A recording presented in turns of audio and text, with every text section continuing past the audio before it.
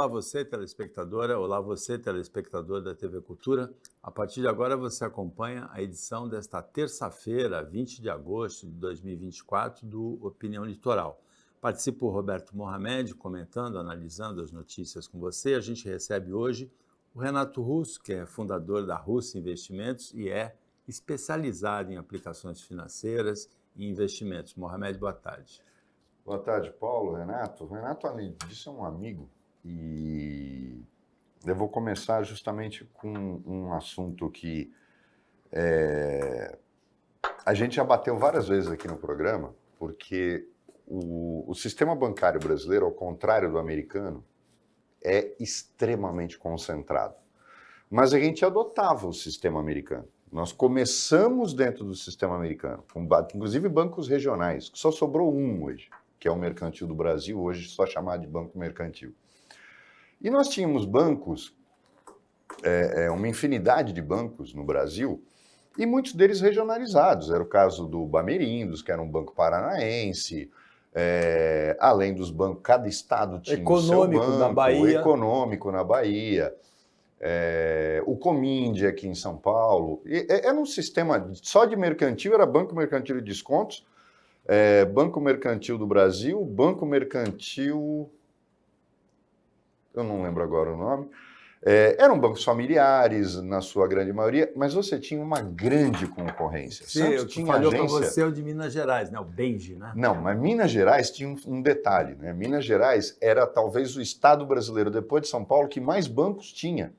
Porque além de ter dois estatais, que era a Minas Caixa e o Benji, tinha o Banco do Progresso, Agrimisa, Crédito Real, que também era estatal, acho que era o único estado que tinha dois bancos, que era o Crédito Real, era o Banco de Crédito Real de Minas Gerais, dono da carteira de câmbio mais antiga do Brasil, mais antiga que a do Banco do Brasil.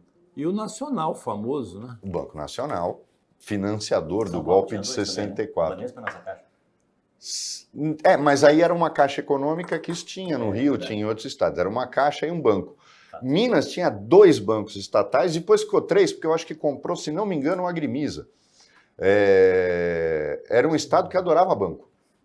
Né? Mineiro gosta de ser banqueiro.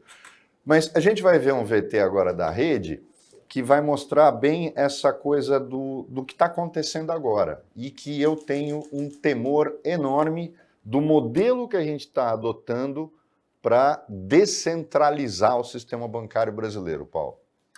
Depois do lançamento dos bancos digitais, e é grande o número deles, inclusive utilizados pelo crime organizado, essa situação mudou.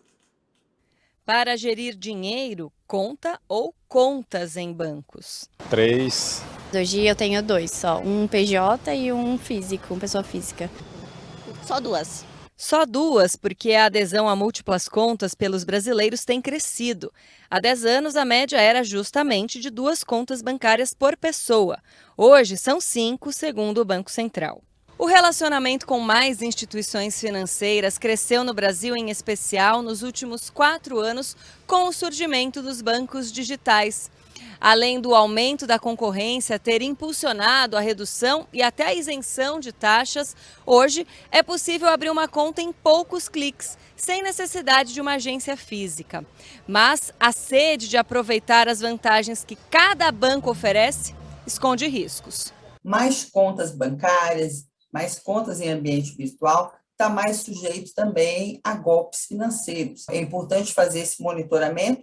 E aquilo que não estou usando é exagerado encerre essas contas para não ter problemas posteriormente. Inclusive, para identificar se não utilizaram seu CPF indevidamente e abriram contas em seu nome. Além disso, as contas costumam vir atreladas a ofertas de crédito tentadoras e perigosas, como cartões e empréstimos. Na opinião deste economista, menos pode ser mais. É mais fácil você concentrar sua relação num único banco ou em 2 bancos e ter uma relação boa para você ter uma linha de crédito para comprar uma casa, comprar um automóvel ou para pagar uma viagem. É mais fácil você estar concentrado numa única instituição financeira, porque aí a tua relação é mais profunda com essa instituição financeira. O endividamento compromete hoje 3 em cada 10 famílias. Por mais contas que se tenha, é preciso lembrar que renda costuma ser uma só. Marlon se esqueceu disso em meio às 5 contas que tinha. Crédito, né? Vai pegando crédito aqui, pegando crédito ali e vai ficando, por causa de endividamento. E agora eu só fico com 2 digitais. Renato, a gente tem uma infinidade de bancos desse tipo, e os bancos digitais começaram principalmente batendo na questão da tarifa bancária, né? Porque eles eram isentos de tarifa bancária, era tudo simplificado, você mexia só pelo celular. O problema é o seguinte, para um cara paleolítico como eu gosto de saber quem é meu gerente. Acho que o Paulo também tem isso, de poder ir no banco, conversar com o gerente, dependendo do ponto de vista, uma hora você está indo falar com o gerente... No meu caso é a minha gerente, que é a Suelen. Então, o banco digital não tem isso. Só que a gente viu uma infinidade de bancos digitais e que a gente não sabe sequer onde eles estão, qual a garantia que a gente tem. Eles, no início, inclusive, o Banco Central gostava de deixava isso bem claro, não são bancos, são fintechs. E eram tratados de uma forma diferente. Esses bancos hoje são considerados pelo Banco Central como bancos? Obedecem os mesmos critérios dos bancos analógicos, dos bancos físicos? Como é que hoje as pessoas podem escolher um banco levando em conta os critérios de segurança, estabilidade, se elas não sabem nem onde é que fica a sede daquele banco? Certo. Bom, primeiramente, bom dia, Paulo e Roberto, obrigado pelo convite estar aqui novamente. Todos os bancos seguem a mesma regra do Banco Central, o quanto que tem que ter de reserva, o quanto que tem que destinar de dinheiro para o FGC, o Fundo Garantidor de Crédito, tá? Ser banco, você já está na mesma régua. Mas, por exemplo, tem os meios de pagamento, né? Os meios de pagamento não são bancos. Inclusive até captam dinheiro no mercado, mas não são bancos, então eles são muito mais leves. Vou dar um exemplo, por exemplo, do Mercado Pago. Banco... Mercado Pago também, eu ia dar o exemplo do Banco da UOL, esqueci o nome do Banco da UOL. PagBank era meio de pagamento, né? E aí conquistou o mercado, ganhou robustez e pediu lá a carta para virar banco, e você tem as considerações de você ser banco. Mercado Pago não é banco ainda. Mercado Pago eu acho que tem CDB no Mercado Pago, eu acho que o Mercado Pago já é banco do Mercado Livre. Não tenho 100% de certeza agora, mas eu diria que né? Até porque dentro lá da minha plataforma lá de investimento eu tenho o CDB do Mercado Pago, do Mercado Livre, na verdade, né? Talvez o Mercado Pago pode ser uma situação do Mercado Livre, né? Não sei dizer isso agora. Você citou fintech. Fintech é só uma nomenclatura para associar empresa de tecnologia e do setor financeiro. Ser fintech não coloca de forma nenhuma que é mais arriscado ou mais seguro, apenas que é uma empresa do mercado financeiro, né, e que é nova, investindo em tecnologia e etc. Né? Esse salto de bancos digitais aconteceu por 2 motivos. Né? Primeiro, o óbvio, né, o crescimento de internet e smartphone. Né? Agora a gente tem um computador na mão, a gente simplesmente não consegue, aliás, sair daqui sem um computador na mão, né? E o acesso à internet que está barato e está, enfim, difundido. Só que e aí começou ali, Banco Original, alguns bancos começaram a entrar nesse mercado, né? Só que o segundo grande salto foi em 2016, o Banco Central ele mudou ali a regulamentação e ele permitiu que não tivesse agência física. O Banco Original tinha uma agência na Faria Lima. Mas aí o Banco Central permitiu que não tivesse agência física e também a situação de abrir uma conta sem ter o papel, né? Sem assinar nada, agora é por foto e etc. E isso deu uma nova impulsionada nesse mercado. E de fato, como você trouxe aqui, está havendo uma descentralização. Agora, Renato, o economista Chay, ele tocou num dos pontos que é chave, né? Se você concentra a sua movimentação de dinheiro num banco, você vai ter mais facilidades para obter um financiamento, um empréstimo, um seguro, qualquer coisa que você dependa do banco, um parcelamento. E se você multiplica o número de contas que você tem, você está arriscado a contrair mais crédito do que você consegue arcar com ele. Isso aí é óbvio. Quais são as outras vantagens e desvantagens dessas 5 contas por Eu vou fazer uma observação, que foi o que ele trouxe, que é o seguinte, tá? No Brasil já entrou, ainda está começando, mas já entrou o Open Finance. Então você pode, se você quiser, você pode abrir os seus dados para uma outra instituição. Então, por exemplo, eu tenho uma conta na Caixa Econômica há 30 anos, por exemplo. Não é o caso, né? E aí movimento lá, e etc. e tal. E aí, por qualquer motivo, eu sentei com o Itaú e a taxa do Itaú parece que é boa, fizeram uma propaganda, sei lá o quê, para comprar financiamento imobiliário. Só que o Itaú não consegue me dar aquela taxa porque não tem o meu histórico, nem nada. Então eu posso, com o Open Finance, eu posso dividir com outro banco o meu histórico. Então o banco ele tem acesso ali e consegue fazer ali um estudo melhor sobre mim na hora de emprestar o dinheiro. Isso praticamente elimina a vantagem de você concentrar a movimentação de dinheiro no banco só. A ideia é justamente essa. E também numa época onde a internet e o telefone, na época de dados, né, as empresas, o dados é o novo petróleo, né?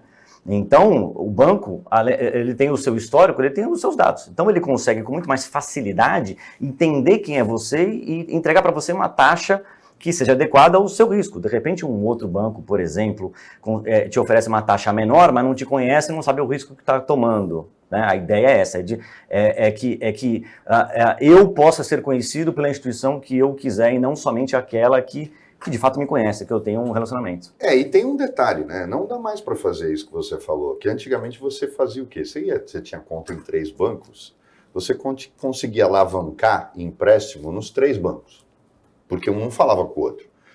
Isso já tem 10 anos, que isso não existe mais. O Banco Central criou um sistema que os bancos têm acesso. Para você conseguir ter acesso à tua vida no Banco Central, é uma burocracia danada, mas os bancos conseguem não apertar de botão.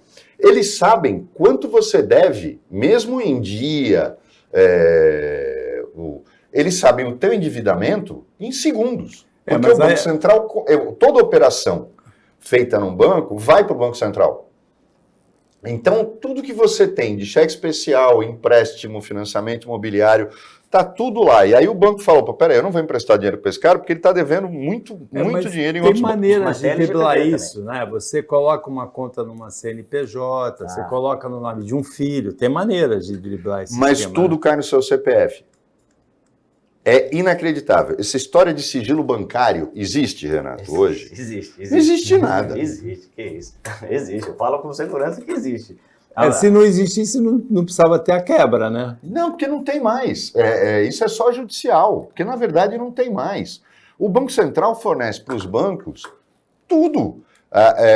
E a gente cansou de ver essa história de dizer, não, a Receita não sabe. A Receita, ela tem um sistema automático de alarme, que ela sabe quando você ultrapassa na tua movimentação financeira, descontando as transferências de mesmo CPF, ultrapassa o valor da tua renda e você automaticamente cai na malha fina. Hoje é assim. Não existe mais sigilo bancário. A verdade é essa. Aí a gente vai no segundo bloco falar de coisas que parece que as pessoas esqueceram quando aprovaram esse vai da valsa dos bancos digitais, que é lavagem de dinheiro. O Opinião Litoral volta depois do intervalo, que é bem rapidinho. Fica aí com a gente.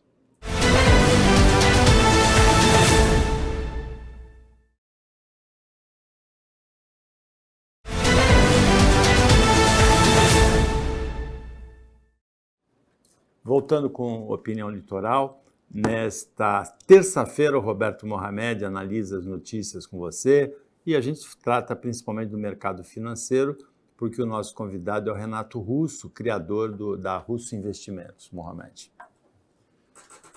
Tem uma coisa, Renato, que veio junto com os bancos digitais, que são 2 coisas claras, que é a fraude, porque o Pix criou uma nova modalidade de crime, né? Porque antes precisava sacar no caixa, fazer um depósito, agora não, é tudo no Pix. Né, dentro da cadeia, em qualquer coisa. e a lavagem de dinheiro, que ganhou um outro formato. Tem um VT, Paulo, sobre isso, mas a gente tem que, da nossa emissora mãe, mas é muito importante que as pessoas entendam, ainda mais no Brasil, embora isso aconteça no mundo todo, a gente é campeão mundial em transformar boas ideias em sacanagem. Ninguém é melhor que o brasileiro para fazer isso, né? E a gente vai ver isso agora. São golpes dados pelos bancos, são 5.000 golpes, em média, por dia no Brasil. Vamos ver a reportagem. A cada hora, aqui no Brasil, cerca de 4.600 pessoas são alvo de tentativas de fraudes digitais. O golpe pode acontecer tanto por meio de aplicativos de mensagens quanto por chamadas telefônicas. De acordo com uma pesquisa feita pela Datafolha, em parceria com o Fórum Brasileiro de Segurança Pública, em que mais de 2.500 pessoas foram consultadas, cerca de 2.500 indivíduos são enganados após comprar produtos online, que nunca chegam ao destino, enquanto 1.680 vítimas têm seu celular roubado ou furtado. Esses golpes financeiros geraram um prejuízo de 25 bilhões e meio de reais ao longo do período de um ano. É pesado. Fazendo uma retificação, são golpes aplicados através das contas nos bancos, né? Golpes digitais. Também é vítima também, não? O banco também é vítima. Os números de golpes cresceram muito com a facilidade disso acontecer, porque a transferência de dinheiro não é mais agora física, né? Ela é online. Eu queria fazer uma observação aqui para o Roberto, que é o seguinte: os golpes vêm acontecendo com a digitalização do mercado financeiro, não exatamente com o banco digital. Então, tem golpe o Itaú, Banco Brasil e etc., né? A facilidade que o mercado, que o meio digital está nos trazendo é a arma para os criminosos aplicarem golpes nos bancos convencionais ou mesmo os digitais, né? As pessoas têm que tomar cuidado, porque tem golpes muito bem elaborados, né? Vou contar rapidamente aqui uma situação minha, eu acho que eu dividi com você já uma vez. A gente fica recebendo ligação e não atende. Uma vez eu atendi, aí tinha a URA, aí eu apertei o 8, né? Enfim, não sei. Apertei o 8 e uma pessoa atendeu. Olá, aqui é o Paulo, tudo bem? O que você deseja? Aí eu falei, não, você tem que saber o que eu apertei, né? Era cartão de crédito. Você tem que saber. Não, ok, tudo bem, tudo certo, mas você pode contar aí o que você tem para falar? E eu falei assim, não, se eu apertei, você tem que saber aí. Enfim, e aí ficou assim mais uma ou duas vezes. E aí ele foi meio grosso, estúpido, lançou um palavrão, um mano, alguma coisa. Aí eu falei, pô, não se fala isso, né, pô, e ri. E aí ele riu e uma pessoa por trás dele riu. Eu juro pra vocês que assim, eu fiquei uns 45 segundos na conversa com ele. A gente conversou. E um belo momento, a última coisa que eu perguntei pra ele foi o seguinte: escuta, Paulo, sei lá, se o computador de vocês liga pra mim e eu digito 8 e cai pra vocês não deviam saber exatamente que eu digitei 8, que o assunto é cartão de crédito, pra vocês desenvolver a conversa? Mas a resposta dele me deixou muito surpreso. Ele falou assim, não, é o seguinte, a pessoa que conta é a pessoa que vai cair. Pessoa como você que não contou, você é mais difícil. Não usou essa palavra, né? Mas enfim, a pessoa que ajuda e conta a história é essa pessoa que vai cair. Então, pedir aqui para as pessoas que estão assistindo para tomar cuidado com as ligações telefônicas, o link, né? E não acreditar, enfim, em todas as ligações. Se tiver na dúvida, desliga, liga para o gerente do banco ou liga para o telefone que tem cadastrado, né? Para que isso não aconteça. Tem alguns golpes que são clássicos e as pessoas, infelizmente, ainda caem.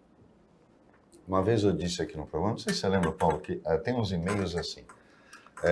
Seu cadastro no Bradesco está desatualizado, papá, clique no link. A pessoa nunca teve conta no Bradesco, mas ela pega e clica no link. Mas hoje eles estão usando o SMS. Olhem só. Porque os sites de mensagem, os aplicativos de mensagem, WhatsApp, Telegram e tal, eles têm uns sistemas de identificação e eles acabam interferindo e cortam esse tipo de golpe. Mas o SMS é livre, pouca gente usa. E agora tem umas coisas que são, assim, diárias. E eles mandam 1000, por isso que quando você liga, eles perguntam o seu nome, porque eles não sabem para quem eles mandaram. Exato. Correios, sua encomenda foi bloqueada. Para liberar, acesse o site. Só que aí você vê que é um site que não tem nem a palavra correio. Segundo, agora virou moda. Seus 103 mil pontos Livelo estão para expirar. Clique no tal para renová-los. Você tem 1000 pontos na Livelo? Então, para que você... Aquilo lá você nem tem que olhar. Amigo, para fazer 103 mil pontos na Livelo, aposentado não faz. O outro olha, compra aprovada no Mercado Livre com seu cartão, um número qualquer que não tem nada a ver com nada.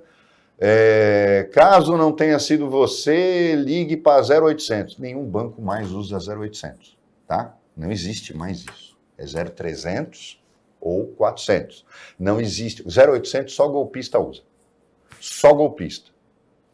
Então, as pessoas... E o pior, elas caem. Quando o Renato conta essa história, o cara...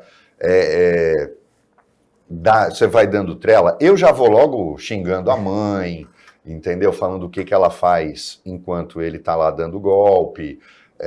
Aí eles batem, então você não precisa ter medo, ele não sabe quem é você. Ele mandou por SMS, mas ele não sabe quem é você. Depois você bloqueia e pronto.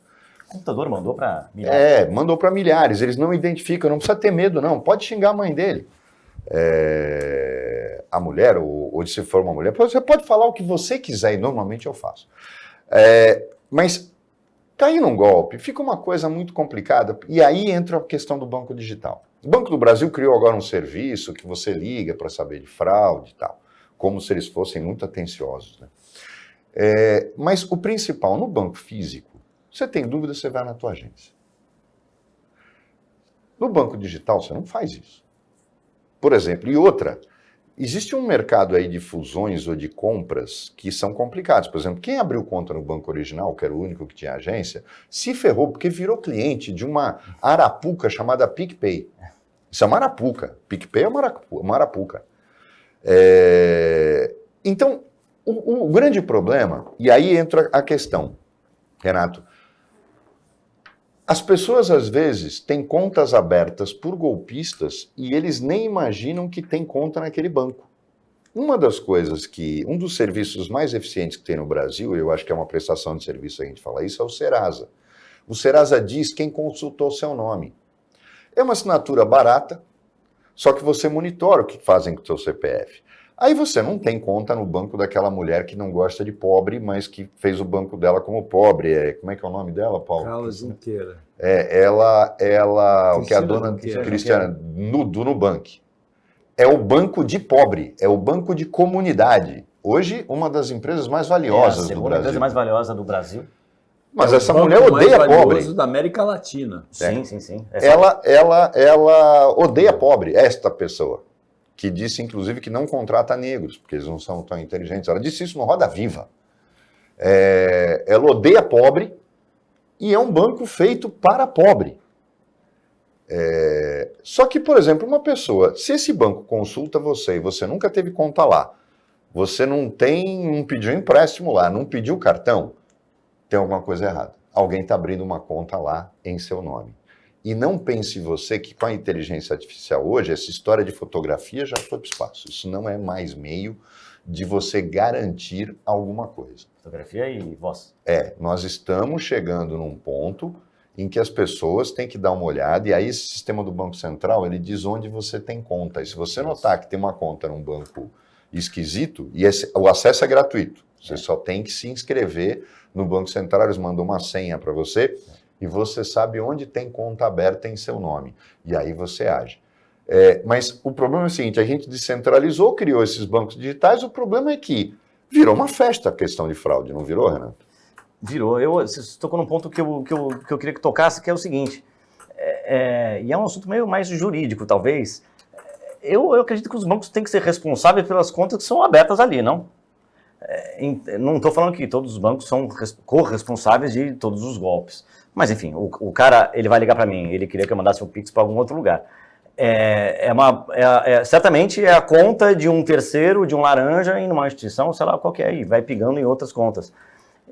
Eu acredito que claro, o Banco Central vem fazendo algumas coisas aí para tentar ajudar, né, claro, né, os bancos também fazendo campanhas, né, a gente não liga, não pede os dados, né, mas eu acredito que tem que, por mais que a gente tinha a abertura de conta antigamente muito chata, tinha que andar até a agência e assinar, e agora está muito legal, porque eu baixo um aplicativo aqui no elevador e eu consigo abrir uma conta, talvez dê para dar um meio no caminho aí, não? Porque está muito fácil abrir conta de qualquer pessoa, e aí essa qualquer pessoa que tem a conta, serve a conta dela, serve para o golpe. Acho que os bancos têm que ter um pouco mais de critério, ou o Banco Central, um pouco mais de critério na abertura. Facilidade, mais critério. O Opinião Litoral volta já depois do intervalo.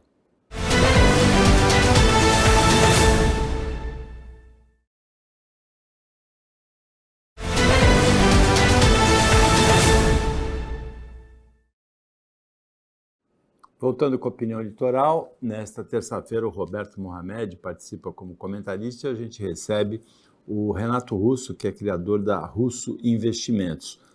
Renato, você trabalha, a gente vai ter até um insert de algumas imagens, você trabalha com ações e ontem foi um dia histórico para as ações das principais empresas brasileiras, né, de capital aberto, porque o índice Bovespa, que é o conjunto delas, bateu um recorde de mais de 135 mil pontos, né? O dia em que as ações das empresas brasileiras estiveram mais valorizadas na história. Exato. Bateu o recorde ontem foi segunda, bateu o recorde na sexta e repetiu o recorde ontem, né? Ontem teve o fechamento mais alto, né? Mas isso vem acontecendo no mundo. O Brasil está atrasado. O Brasil, apesar de ter batido o recorde, é uma das piores bolsas do mundo. Né? Porque as bolsas ao redor do mundo vêm subindo muito mais. E o recorde também se deve, em boa parte, a fatores externos, né? Que é a sinalização do Banco Central dos Estados Unidos de redução da taxa básica de juros. Né? Exato, é isso que eu queria dizer. Então, o Banco Central americano está sinalizando que deve cortar os juros agora em setembro. Eles começaram a subir os juros em 2022, ou 3, agora não me lembro, 2022, chegaram no patamar de 5% de juros, 5,5%, e que é o maior em mais de 20 anos, e agora eles devem começar, com a inflação dentro da meta, eles devem começar agora a reduzir, e com os juros caindo, os ativos passam a valer mais, né? E isso estimula os negócios, não só em bolsa, também os negócios na rua também, estimula subir um prédio, né? Porque os juros estão mais baratos, tanto para quem vai tomar um crédito para fazer, quanto quem vai tomar um crédito para comprar, né? E aí as bolsas do mundo inteiro vêm batendo sucessivos recordes, e a bolsa brasileira, o que é muito legal, bateu o recorde também, bateu o recorde 2 vezes seguidas, e ontem fechou, né, o recorde de fechamento mais alto da história. Mas existe uma regra, e eu acho que não tem exceção, o dólar cai, a bolsa sobe. Dólar sobe, a bolsa cai. Mas nós estamos com o dólar a 5,46 hoje. Né? Mesmo em queda, ele está muito alto. E alto de uma forma irreal. Eu acho que o real foi uma das moedas que mais se desvalorizou nos últimos 10 anos. Você vê alguma perspectiva? Porque até uns anos atrás, no final pouco antes, quando a Dilma caiu e o Temer assumiu, se falava que o dólar poderia voltar a um patamar de 4,20, 4,30, com a estabilidade da economia. Eu acho isso devaneio. O dólar nunca mais vai chegar a 4,50. Nunca mais. Você concorda ou discorda disso? Eu discordo, mas eu não tenho, assim, a esperança bonita eu não tenho. Mas eu discordo, é o seguinte, o dólar está caindo, que as pessoas têm que entender que é o seguinte, o dólar, a moeda é um par, né? É sempre com a outra moeda. Então, por exemplo, assim, o dólar vem caindo no mundo inteiro. Como assim o dólar vem caindo? O dólar em relação ao euro está mais barato, o dólar em relação ao iene está mais barato, o dólar em relação à libra está mais barato, né? Então o dólar está caindo, não é uma coisa exclusiva do real. E aí o seguinte, se o dólar cair de 5,50 para 5, o dólar está mais barato. Só que, será que o dólar caiu ou será que o real valorizou, né? E aí você vê o real com as outras moedas, né? Como você bem disse, o real é uma das moedas mais desvalorizadas dos últimos 10 anos, né? Em relação a todas. Em relação a todas. Quando eu falo desvalorizada, é em relação a todas. Porque se fosse em relação a uma, essa uma que está valorada, né? Com os juros caindo, o americano, com os juros caindo, vai menos dinheiro para os Estados Unidos, então a moeda se enfraquece, que é isso que está acontecendo. O Brasil está indo por um outro caminho. A pauta agora é se vai subir mesmo os juros ou não. Então a gente nem conseguiu reduzir os juros para um patamar de uma casa decimal e a gente deve subir de novo os juros, é esperado já para uma boa parcela já, porque a meta do Banco Central, do IPCA, da inflação, é 2,5%. E ela pode ir para até 4,5%. E nos últimos 12 meses ela está 4,5% redondo. Então como é que se fala em reduzir a taxa de juros, sendo que ela está batendo no teto? Então a fala agora é subir a taxa de juros. E com os juros mais altos, chama dinheiro para cá, fazendo com que o dólar caia, né? Só que é o seguinte, além da inflação, por que o juros está alto também? O juros está alto porque o governo está cada vez mais endividado. Então, ano passado, por exemplo, o governo gastou 250 bilhões de reais a mais, tirando os juros ainda por cima, né? A mais, para fechar as contas. Não conseguiu, então ele tem que fazer o seguinte, ele tem que ir no mercado pegar dinheiro emprestado. Então ele pegou 250 bilhões de reais de dinheiro emprestado, a juros aí arredondando de 10%. Então no orçamento desse ano é 24 bilhões de reais a menos no orçamento só dos juros do ano passado. E o governo ele vai se endividando. E é o seguinte, vamos lá. Você é um banco, ou você é um banco, ou você é uma pessoa também, porque afinal de contas qualquer pessoa pode comprar título do governo brasileiro ou americano, né? Você tem uma pessoa com as finanças arrumadas e com as finanças desarrumadas. A pessoa que ganha 5 mil reais por mês, gasta 4, desde sempre tem economia e tem um crédito arrumado. Aí aqui do outro lado você tem uma outra pessoa que ganha 5, gasta 6, tem um crédito para pagar o outro e etc. Toda degringolada. Se você for emprestar dinheiro, para qual é mais arriscado? É esse cara que está com a economia ruim. E se você for emprestar, você vai cobrar uma taxa de juros maior do que esse cara com a economia boa. É isso que está acontecendo com o Brasil. O Brasil está com as economias ruins, projeta-se economia pior. Tem meses atrás, o governo anunciou a LDO, a Lei de Diretrizes Orçamentárias, para os próximos 2 anos, com menos superávit, vai até 0. Então, a gente está... Eu costumo falar que o Brasil é o país do cheque especial. Das pessoas e do governo. Entendeu? Então, por conta disso, emprestar dinheiro para o Brasil é cada vez mais arriscado. E aí, na hora que for emprestar, pedem um juros maior. Somado a isso, a inflação batendo o teto, então a gente tem a economia travada. Mas tem uma coisa, agora eu já conversei sobre isso com alguns economistas e tem umas coisas que não dá para entender. É mais ou menos como, por exemplo, preço de imóvel em Santos. Quando você só podia fazer 12 andares, Paulo, e você é engenheiro, o apartamento custava 300 mil reais, um apartamento de 2 quartos. Aí começaram a liberar para 25 andares. A lógica é, eu vou ter mais apartamento por metro quadrado de terreno. A lógica seria que o apartamento de 2 quartos fosse para 250 mil. Não, triplicou o preço.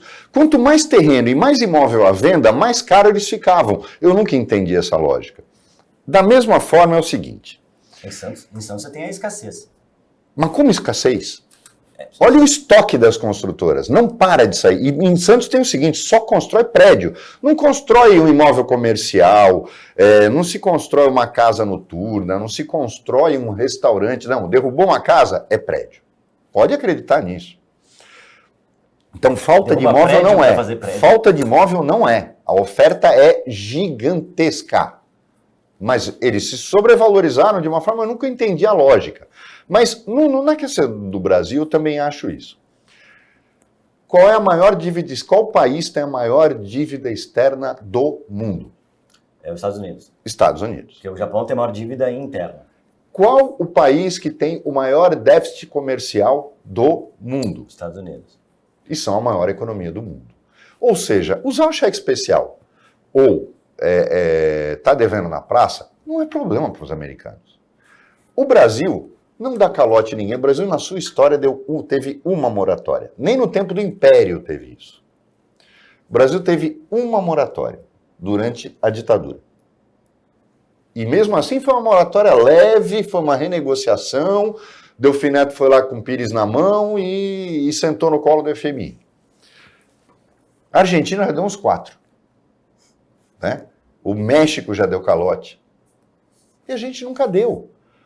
Por que o Brasil tem uma fama tão ruim lá fora, em termos de mercado? Nós nunca tivemos moratória. O Brasil tem reservas cambiais gigantescas, talvez em relação à balança de pagamentos, o Brasil seja uma das maiores reservas proporcionais de dólar do mundo. E eu já disse aqui, parece dogma. O circo está pegando e o governo não vende os dólares. A nossa reserva cambial, o Angola, por exemplo, teve um momento que o turista chegava lá para trocar dólar, os caras ajoelhavam e rezavam na frente dele, porque não tinha dólar no caixa do governo. O Brasil não passa por nada disso. Como é que a gente explica essa má vontade do mercado financeiro internacional, ou a má vontade da Faria Lima com um governo que não dá calote ninguém, que paga seus títulos, que paga bem, inclusive, esses títulos, que tem reservas cambiais gigantescas? Eu não consigo entender. É porque está devendo? A gente não vai para o FMI há pelo menos 30 anos. A gente não vai para o Banco Mundial há pelo menos 30 anos.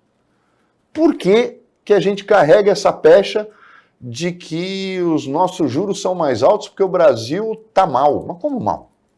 Vamos lembrar que os juros altos também por causa da inflação. O Brasil é um país que não investe na produção, investe no consumo. Eu nem devia falar a palavra investe, né? Mas vamos pegar o governo Lula, o outro governo, os dois primeiros governos Lula, era investir em consumo, mas a produção não acompanhou.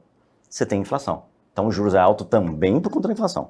Mas eu vou pegar aí, eu fui anotando aqui as coisas que você disse. Você está lembrando de financiamento de automóvel em 100 meses? De qualquer coisa, exato. De mesa em 24 meses. Uma mesa de R$300 em 24 meses. Ou seja, o Brasil teve, durante 20 anos, a maior taxa de juros de todo o mundo, ambiente perfeito para você guardar dinheiro. O que o Brasil faz? O brasileiro. O que o brasileiro faz? Vai lá e toma dinheiro emprestado para comprar mesa. Para comprar hack. Entendeu? Então, sempre falava que a Casa Bahia era um banco. Porque basicamente é isso, né? Você tocou no déficit dos Estados Unidos e o cheque especial lá, né? Só que o seguinte, os Estados Unidos ele tem a manha de tomar dinheiro no cheque especial e fazer render mais que os juros do cheque especial.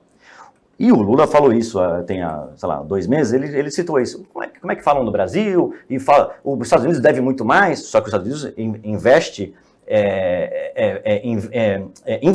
tá? Tem retorno. O Brasil não tem retorno. O Brasil sobe os custeios, o salário de político aumenta, agora é carro importado, é viagem. O custeio do nosso país é muito caro. Você falou Santos, eu gosto de dar um exemplo de Santos. Santos é a cidade mais edificada do Brasil. 60% da população de Santos mora em edificações, né? Então, de uma certa forma, o santista tem um certo hábito em fazer reunião de condomínio, né? Conversar com as outras pessoas que dividem o mesmo custo com você. No mínimo a água, enfim, a luz do condomínio. Pode ser um condomínio grande ou pode ser pequeno.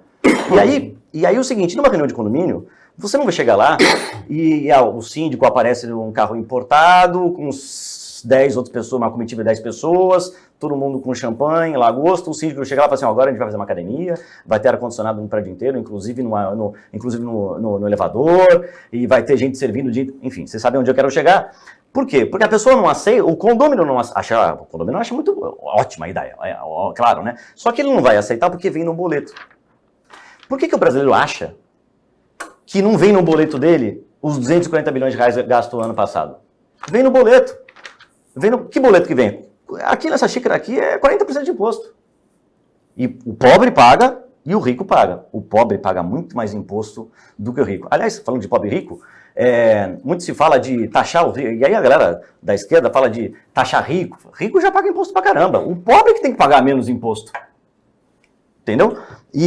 Então os Estados Unidos ele consegue fazer aquilo girar, trazer retorno. O Brasil não consegue, cada vez perde mais indústria, não tem tecnologia, não tem... qual é o nome daquilo que você resguarda a sua pesquisa? Esqueci. Patente, exato, entendeu? Você falou de calote, o Brasil não dá calote. Sim, e no atual momento que o Brasil deve em real, não vai dar calote nunca, porque a gente roda o real. Só que é o seguinte, se o Brasil começar a dever cada vez mais e tiver que rodar cada vez mais real para pagar a dívida, o que vai acontecer? Inflação. Então é até um pouco simples, né? E quando o Brasil não deu calote na década de 80, sendo que diversos países deram, o Brasil, porque a dívida era externa, em dólar, né? O Brasil rodava, não era real a moeda, né? O Brasil rodava a moeda para comprar dólar e pagar. Por isso que tinha a inflação que tinha. Então esse é o nosso histórico. O Brasil é o país do cheque especial para pagar, para comprar um tênis mais bonito. Não para fazer uma indústria que vai vender tênis e transformar a vida de todo mundo. A gente volta depois do intervalo.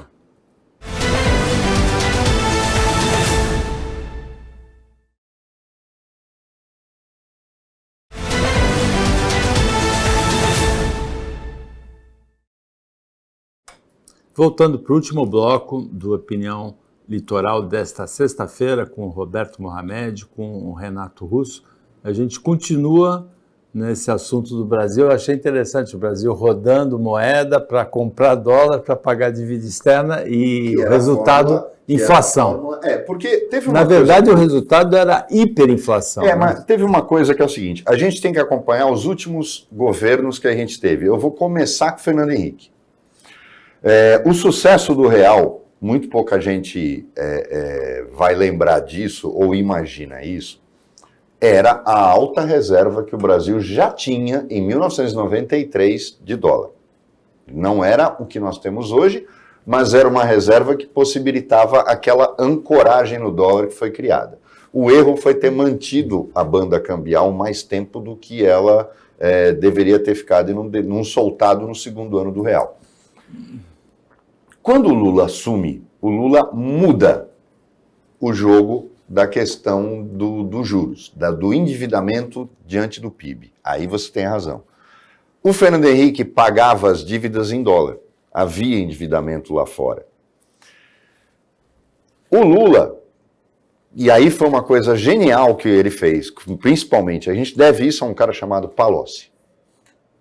Mais do que ao Meirelles. Muita gente acredita isso ao Meirelles, eu acho que não. Foi o Palocci, que é médico, não é economista. O Palocci. O Palocci. O que o Palocci faz? Ele falou, pô, se eu posso pagar, se eu posso colocar o meu endividamento em real, vale a pena até eu pegar real no mercado interno, converter, porque eu tenho dólar sobrando na minha reserva cambial, no meu banco, e ir lá e quitar a dívida externa. E foi isso que aconteceu. Para quem não lembra, no primeiro governo Lula foi feito festa. O Brasil quitava seu último crédito com o FMI. No último ano dele. E o Brasil nunca mais pegou um centavo no Fundo Monetário Internacional, que não é um banco. O Fundo Monetário Internacional é feito para socorrer países em crise. Ele não é um banco. É diferente do Banco Mundial. Só que o Brasil também foi lá e quitou o que tinha de financiamento, a gente chama de vazio no Banco Mundial. Deixou só aqueles créditos que são os de conta corrente, ou seja, quando o Banco Mundial financia uma obra pública, financia a demarcação de uma terra, financia a compra de ativos, aí é diferente, porque é dívida garantida. A dívida pela dívida, o Brasil foi lá e quitou. E aí o que o Brasil fez? O problema do Brasil era o Itaú, era o Bradesco, era o próprio Banco do Brasil, eram os bancos brasileiros. Esses caras passaram a ser os credores do Brasil. E quem vinha para cá e comprava títulos da dívida pública brasileira em reais, não levava lá para fora. Essa mudança que o Lula fez foi crucial e a gente tem que dar valor para isso, porque é muito fácil dizer assim, ele simplesmente pegou o plano real e manteve. Não, ele não manteve, ele mudou o foco de muita coisa. O aumento real do salário mínimo, por exemplo, foi outra grande jogada dele. Ele elevou a massa salarial simplesmente elevando o salário mínimo. Não precisou mais mexer em dissídio coletivo, em categorias entrando em greve. Por quê? Porque eles foram obrigados a aumentar a massa salarial por conta do salário mínimo. O Lula transformou, e isso é uma coisa que ficou patente quando ele teve este insight, que pode não ter sido dele, sido apenas do grupo do Palocci e do Meirelles. Agora, por que esse dogma que nós temos? Por quê? O Brasil tem reserva cambial, ou seja, reservas em dólar e em euro. Uns 350 bilhões de dólares. E tem mais, acho que 50 ou 100 bilhões de euros, porque é dupla conversão e muito pouca gente usa as reservas de euro, que a gente usa normalmente para poder fazer. E ainda participa de negociações para começar a pagar importações na moeda do vendedor, que é algo que a China quer, a Arábia Saudita quer, a Rússia quer, e que o Brasil falou, não, eu sou a favor. Eu não faço questão de usar o dólar. É bom, porque assim o dólar fica aqui, ele não fica usando para pagar bugiganga que traz da China.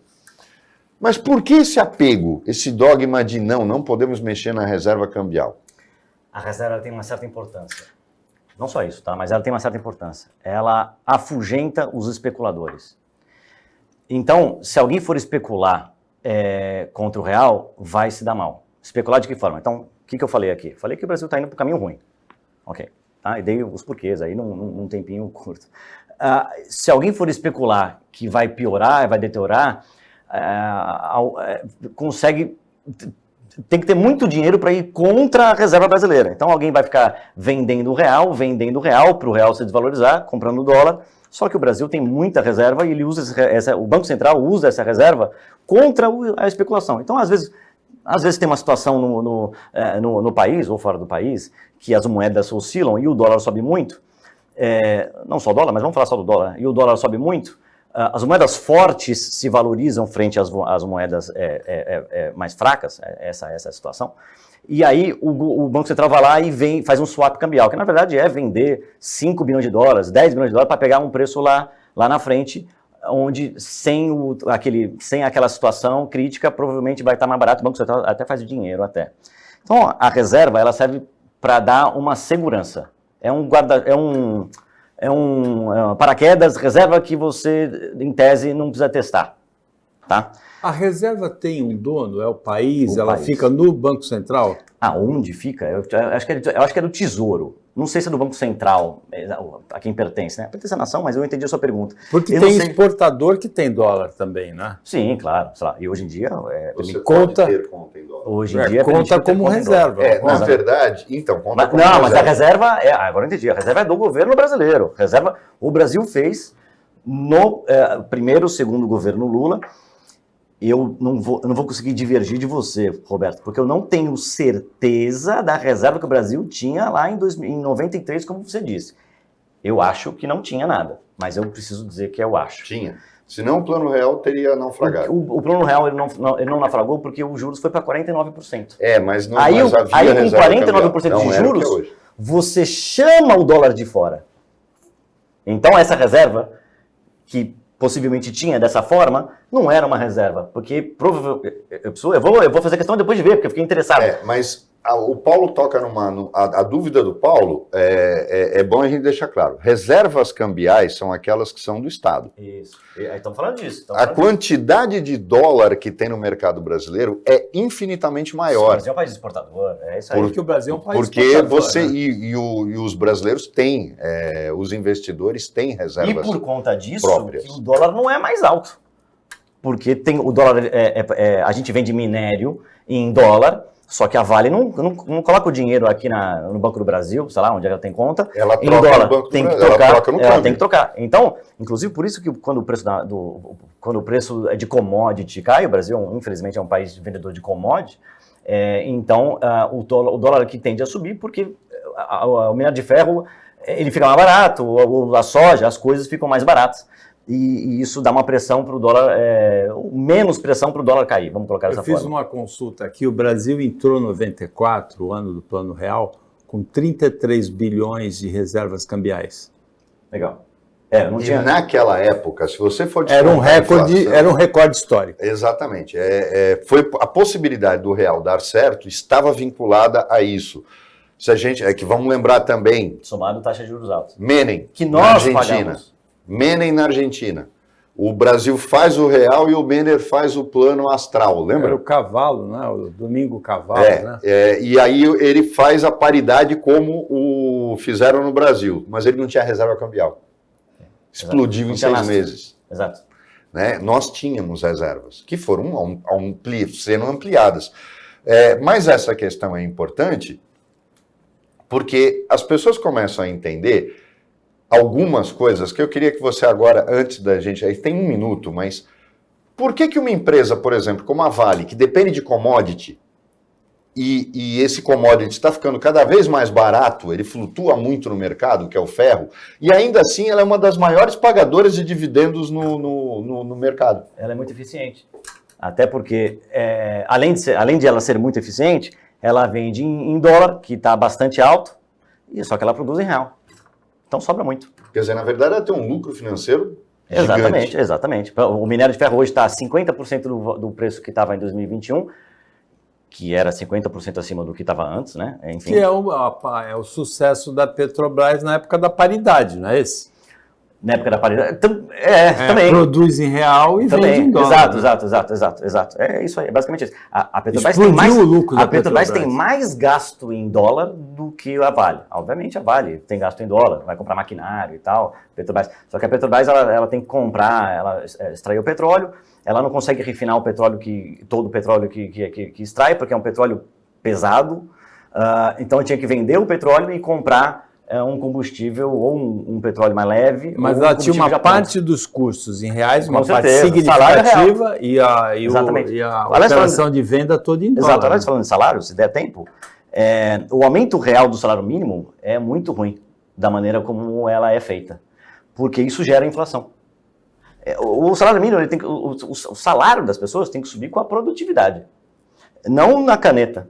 E o Brasil é um país muito indexado. Então, todo ano, a inflação do ano anterior gera inflação para o outro ano. Então, tem um apartamento alugado, uma sala alugada, aí você tem o quê? O índice de correção é pela inflação. Aí a conta de luz é pela inflação. Aí chega lá o presidente, a inflação foi de, sei lá, 3%. Aí o presidente fala assim, não, eu quero que... A ideia é boa, pelo amor de Deus, tá? Não, então eu quero subir o salário mínimo. Se a inflação foi de 3, eu vou dar o salário mínimo de 5. Eu sou fã dessa política. Mas dá ruim. Gera inflação. Mas ela aumenta, estimula o consumo, estimula a produção. Tem outras maneiras de fazer isso. Aumentado inflação. Mas então, aí que tá, e a gente não produz, entendeu? A gente tem a carga tributária altíssima, o dinheiro não gira, o dinheiro ele fica sempre com o governo, é tudo muito caro, tá entendendo? E ninguém nunca chega na televisão e fala que vai diminuir gasto, tá entendendo? Então é isso, é por conta disso que não Quando gira. fala, a bolsa sobe, né? Diminuir? Com certeza. Quando fala em... Um dos fatores Porque vai sobrar da para explosão investir. da bolsa foram as falas em torno do arcabouço fiscal, né? As falas de você... as falas de quem chegou lá e falou que deu o pé para trás. Exatamente. Porque está chegando no final do ano e eles estão vendo que não vão conseguir fazer o que eles queriam no início do ano, que era um rombo muito maior. Só que a situação ia ficar muito ruim, já está, então eles têm que tirar um pouquinho o pé do freio. Eles vão dever menos e não tanto quanto queriam. O Opinião chega ao final, nós agradecemos muito a participação do Renato Russo, também do Roberto Mohamed, o trabalho da equipe técnica de jornalismo daqui do Sistema Costa Norte e a você que acompanhou a gente mais essa edição. Até amanhã, nesse mesmo horário, de 15 para 1, e também tem a reapresentação e uma ótima terça-feira para você que você merece.